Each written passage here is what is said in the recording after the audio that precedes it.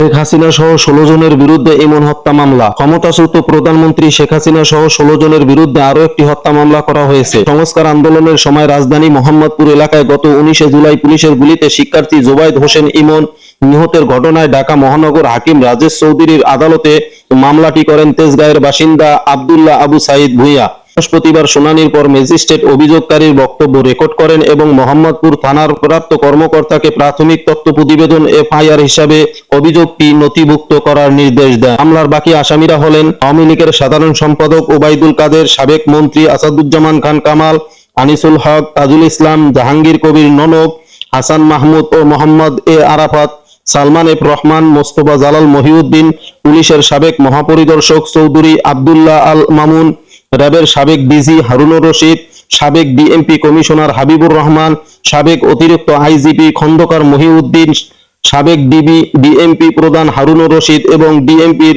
সাবেক যুগ্ম কমিশনার বিপ্লব কুমার সরকার। গত 5 আগস্ট গণ অভ্যুত্থানের মধ্যে পদত্যাগ করে ভারতে পালিয়ে যাওয়ার পর শেখ হাসিনার বিরুদ্ধে দায়ের করা এটি তৃতীয় মামলা।